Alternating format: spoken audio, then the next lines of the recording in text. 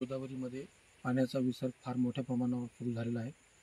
जवळपास आत्ताची बातमी अशी की 2,80,000 क्युसेक इतक्या मोठ्या प्रमाणावर पाणी सोडण्यात येत आहे. 2006पेक्षा जास्त पाणी येण्याची शक्यता आहे. त्याच्यामुळे तहसीलदार साहेब, SDM साहेब हे प्रत्येक गावागावात जाऊन लोकांना आवाहन करत आहेत की आपण ताबडतोब शिफ्टिंग करा आणि सुरक्षित ठिकाणी आपण जावं. त्याचप्रमाणे गावातील सर्व जे आपले कार्यकर्ते आहेत त्या सर्वांनाही विनंती आहे की आता प्रशासनाकडून गाड्या येतील तेव्हा येतील. आपल्याकडं जे ट्रॅक्टर आहे, आपल्याकडे ज्या जीप्स आहेत, त्या जीप्समधून या सगळ्या लोकांना ताबडतोब शिफ्ट करा. त्यांची जेवण्या खावण्याची व्यवस्था करा.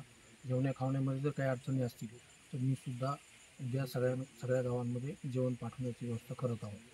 मी पुन्हा एकदा नदीकाठावरच्या सगळ्या गावांना अशी विनंती करतो की आपण सर्वांनी लवकरात लवकर सुरक्षित स्थळी आपण स्थलांतरित व्हावं. कारण पाणी पैठणवरून सुटलेलं आहे. कोणत्याही क्षणी पाणी आपल्या गावामध्ये येऊ शकतं आणि ज्यावेळेला पाणी येईल त्यावेळेला ते अचानक पाणी येईल आणि त्यावेळेला आपल्याला स्थलांतर करायला वेळ मिळणार नाही. त्याच्यामुळे आपण आवश्यक ती काळजी लवकरात लवकर घ्यावी एवढी मी आपल्याला पुन्हा एकदा विनंती करतो.